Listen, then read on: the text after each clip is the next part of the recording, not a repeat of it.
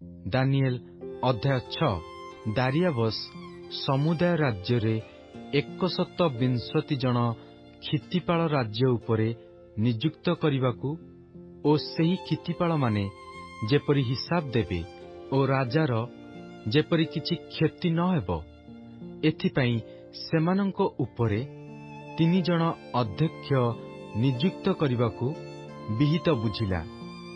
ଏହି 3 ଜଣ ମଧ୍ୟରେ ଦାନିଏଲ 1 ଜଣ ଥିଲେ। ଏହି ଦାନିଏଲଙ୍କର ଅନ୍ତରରେ ଶ୍ରେଷ୍ଠ ଆତ୍ମା ଥିବାରୁ ସେ ଅଧ୍ୟକ୍ଷଗଣ ଓ କ୍ଷିତିପାଳମାନଙ୍କ ଅପେକ୍ଷା ବିଖ୍ୟାତ ହୋଇଥିଲେ। ଆଉ ରାଜା ତାଙ୍କୁ ସମୁଦାୟ ରାଜ୍ୟ ଉପରେ ନିଯୁକ୍ତ କରିବାକୁ ମନସ୍ଥ କଲା। ଏଥିରେ ଅଧ୍ୟକ୍ଷ ଓ କ୍ଷିତିପାଳମାନେ ରାଜକର୍ମ ବିଷୟରେ ଦାନିଏଲଙ୍କର ଦୋଷ ଅନୁସନ୍ଧାନ କଲେ, ମାତ୍ର ସେମାନେ କୌଣସି ଦୋଷ ଅବା ଅପରାଧ ପାଇପାରିଲେ ନାହିଁ, କାରଣ ସେ ବିଶ୍ୱସ୍ତ ଥିଲେ ଓ ତାଙ୍କର କୌଣସି ଭ୍ରାନ୍ତି ଅବା ଅପରାଧ ଦେଖାଗଲା ନାହିଁ। ତହୁଁ ସେହି ଲୋକମାନେ କହିଲେ, ଆମ୍ଭେମାନେ ଦାନିଏଲଙ୍କର ପରମେଶ୍ୱରଙ୍କ ବ୍ୟବସ୍ଥା ସମ୍ବନ୍ଧରେ ତାହାର ଦୋଷ ନ ଧରିଲେ ଆଉ କୌଣସି ବିଷୟରେ ଦୋଷ ପାଇବା ନାହିଁ। ଏଥିରେ ଅଧ୍ୟକ୍ଷଗଣ ଓ କ୍ଷିତିପାଳମାନେ ରାଜା ନିକଟରେ ଏକତ୍ର ହୋଇ ତାହାକୁ ଏହି ପ୍ରକାର କହିଲେ, ମହାରାଜ ଦାରିଆବସ୍ ଚିରଜୀବୀ ହେଉନ୍ତୁ। ରାଜ୍ୟର ଅଧ୍ୟକ୍ଷଗଣ, ରାଜପ୍ରତିନିଧିଗଣ ଓ କ୍ଷିତିପାଳଗଣ, ମନ୍ତ୍ରୀ ଓ ଦେଶାଧ୍ୟକ୍ଷଗଣ ସମସ୍ତେ ଏକତ୍ର ମନ୍ତ୍ରଣା କରି ଏପରି ଏକ ରାଜାଜ୍ଞା ଓ ଦୃଢ଼ ନିଷେଧ ବିଧି ସ୍ଥାପନ କରିବାକୁ ବିଚାର କରିଅଛନ୍ତି ଯେ, ଯଦି କେହି 30 ଦିନ ପର୍ଯ୍ୟନ୍ତ ମହାରାଜାଙ୍କ ବିନା କୌଣସି ଦେବତା କିମ୍ବା ମନୁଷ୍ୟର ନିକଟରେ ପ୍ରାର୍ଥନା କରିବ, ସେ ସିଂହମାନଙ୍କ ଗର୍ତ୍ତରେ ନିକ୍ଷିପ୍ତ ହେବ। ଏବେ ହେ ମହାରାଜ, ମାଦୀୟ ଓ ପାରସିକମାନଙ୍କର ଅଟଳ ବ୍ୟବସ୍ଥାନୁସାରେ ଏହି ନିଷେଧ ବିଧି ଯେପରି ପରିବର୍ତ୍ତିତ ନ ହୁଏ, ଏଥିପାଇଁ ତାହା ସ୍ଥିର କରନ୍ତୁ ଓ ଏହି ଲେଖାରେ ସ୍ୱାକ୍ଷର କରନ୍ତୁ। ଏଣୁ ରାଜା ଦାରିଆବସ୍ ସେହି ଲେଖା ଓ ନିଷେଧ ବିଧିରେ ସ୍ୱାକ୍ଷର କଲା। ଅନନ୍ତର ଏହି ଲେଖା ସ୍ୱାକ୍ଷରିତ ହୋଇଅଛି ବୋଲି ଜାଣିଲା ଉତ୍ତାରେ ଦାନିଏଲ ଆପଣା ଗୃହକୁ ଗଲେ। ତାଙ୍କ କୋଠରୀର ଝରକା ଜିରୁସାଲମ ଆଡ଼େ ମେଲା ଥିଲା। ପୁଣି ସେ ପୂର୍ବେ ଯେପରି କରିଥାନ୍ତି, ତଦନୁସାରେ ଦିନ ମଧ୍ୟରେ 3 ଥର ଆଣ୍ଠୁପାତି ପ୍ରାର୍ଥନା କଲେ ଓ ଆପଣା ପରମେଶ୍ୱରଙ୍କ ଛାମୁରେ ଧନ୍ୟବାଦ ପ୍ରଦାନ କଲେ। ଏଥିରେ ସେହି ଲୋକମାନେ ଏକତ୍ର ହୋଇ ଦାନିଏଲକୁ ତାଙ୍କର ପରମେଶ୍ୱରଙ୍କ ନିକଟରେ ପ୍ରାର୍ଥନା ଓ ନିବେଦନ କରିବାର ଦେଖିଲେ। ସେତେବେଳେ ସେମାନେ ରାଜାର ନିକଟକୁ ଯାଇ ରାଜକୀୟ ନିଷେଧ ବିଧି ବିଷୟରେ ତାଙ୍କ ଛାମୁରେ କହିଲେ, ଯଥା, ହେ ମହାରାଜ, ଯେଉଁ କୌଣସି ଲୋକ 30 ଦିନ ମଧ୍ୟରେ ଆପଣଙ୍କ ବିନା କୌଣସି ଦେବତା କି ମନୁଷ୍ୟର ନିକଟରେ ପ୍ରାର୍ଥନା କରିବ, ସେ ସିଂହମାନଙ୍କ ଗର୍ତ୍ତରେ ନିକ୍ଷିପ୍ତ ହେବ। ଏପରି ଏକ ନିଷେଧ ପତ୍ରରେ କି ଆପଣ ସ୍ୱାକ୍ଷର କରିନାହାନ୍ତି? ରାଜା ଉତ୍ତର କରି କହିଲା, ମାଦୀୟ ଓ ପାରସିକମାନଙ୍କର ଅଟଳ ବ୍ୟବସ୍ଥାନୁସାରେ ତାହା ସ୍ଥିର ହୋଇଅଛି।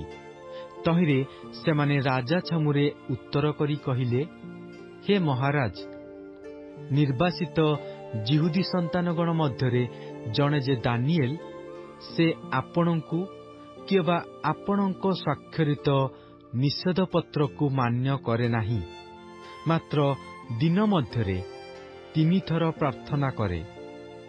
ତହୁଁ ରାଜା ଏ କଥା ଶୁଣି ଅତିଶୟ ଅସନ୍ତୁଷ୍ଟ ହେଲା।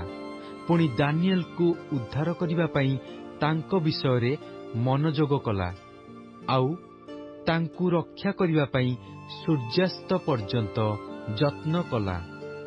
ଏଥିରେ ସେହି ଲୋକମାନେ ରାଜାର ନିକଟରେ ଏକତ୍ର ହୋଇ ରାଜାକୁ କହିଲେ, ହେ ମହାରାଜ, ଆପଣ ଜାଣନ୍ତୁ, ରାଜା କୌଣସି ନିଷେଧାଜ୍ଞା ଅବା ବିଧି ସ୍ଥାପନ କଲେ ତାହା ଯେ ପରିବର୍ତ୍ତିତ ହୋଇ ନ ପାରେ, ମାଦୀୟ ଓ ପାରସିକମାନଙ୍କର ଏପରି ଏକ ବ୍ୟବସ୍ଥା ଅଛି।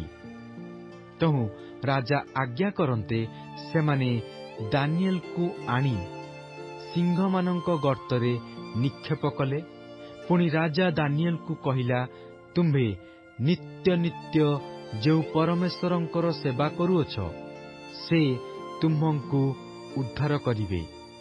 ପୁଣି ଏକ ପଥର ଅଣାଯାଇ ଗର୍ତ୍ତ ମୁଖରେ ଥୁଆଗଲା।